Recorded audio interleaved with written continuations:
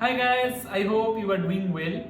As we know, India is the largest milk producer in the world with a huge number of cattle population. Sometimes poor management of cattle feed may lead to severe health hazard in cattle and sometimes it may be fatal to them. So in recent past, there are several pieces of news stating that death of cattle due to feeding on fodder crops with HCN or prussic acid or hydrocyanic acid. So in this video, we are going to discuss about prussic acid poisoning in cattle and how to manage this prussic acid poisoning. So this video is going to be very important for all agricultural aspirants. So keep watching this video. There are several plant species which are known as cyanogenic.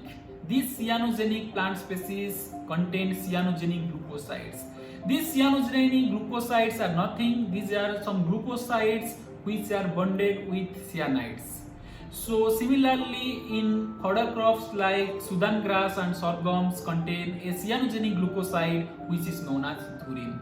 This dhurin undergoes hydrolysis in the presence of an enzyme which is known as emulsin. In the presence of emulsin, this dhurin is converted to prussic acid or hydrocyanic acid or HCl, and this HCl is very toxic to the ruminants.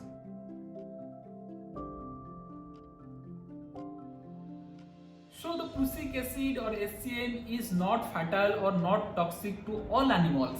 It is fatal or toxic to animals, especially ruminants like sheep and cattle. In ruminants, the gut pH is near to neutral. It is neither alkaline or acidic. However, this prussic acid is not toxic to non-ruminants like horses because the gut pH of non-ruminant is acidic, and due to the presence of HCl acid or hydrochloric acid, the HCN or hydrogen cyanide is converted to ammonium chloride and formic acid, which is non-toxic. So here the prussic acid poison is very toxic to the ruminants and it is non-toxic to non-ruminants.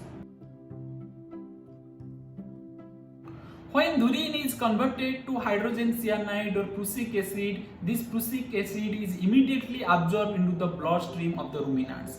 And when these toxic chemicals are absorbed, they convert the hemoglobin to cyanoglobin. And we know that hemoglobin is an oxygen carrier, and when hemoglobin is converted to cyanoglobin, it does not carry oxygen. As a result, the animal die immediately due to lack of oxygen.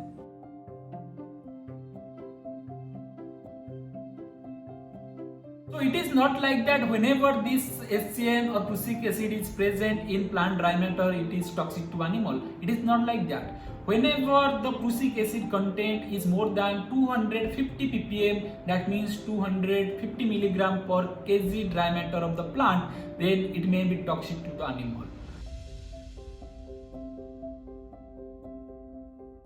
Then coming to management of prussic acid poisoning in animal, we can discuss this management in two parts. The first part is preventive management. It means we can prevent the prussic acid poisoning in animal by managing certain things under field condition. And the second one is curative management. It means if the prussic acid poisoning is already there in an animal, then how to manage that.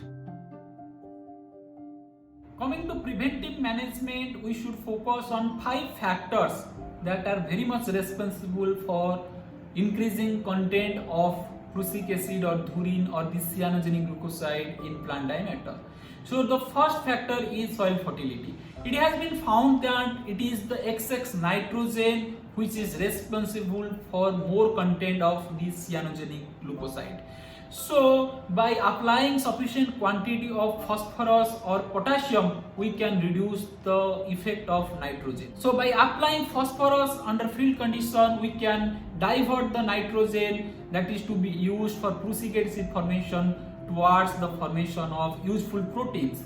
So this is the first function of phosphorus, and second function is we know that phosphorus is a part of several nucleoproteins. So the formation of nucleoproteins, and also it helps in the cell division process, and it also helps in accumulating the dry matter. So by increased dry matter, we can reduce the concentration of dhurin or prussic acid in the plant by the dilution effect. Okay, so always apply phosphorus and potassium as per the soil test report, and don't apply nitrogen in the excess amount. Always apply nitrogen in the split application.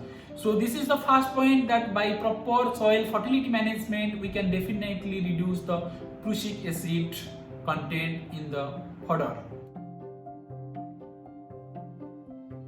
Then the second factor is the growth stage of crop. The growth stage of crop is very crucial with respect to this dhurin content or cyanogenic glucoside.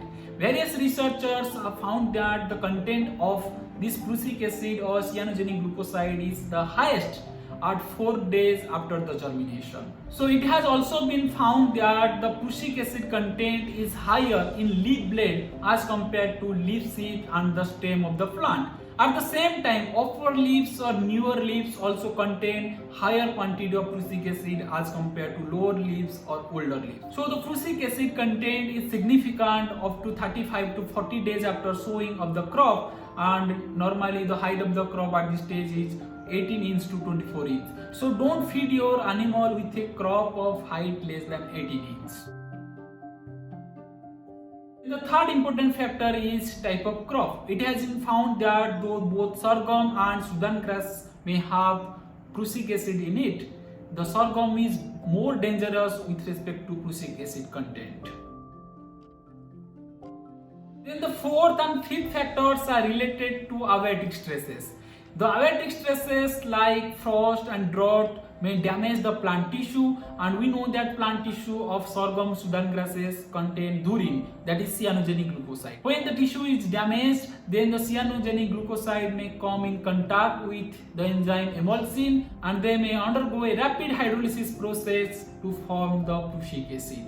So frost or drought damage is very crucial with respect to prussic acid, and we should not feed the cattle on the crops which has undergone a frost or drought damage.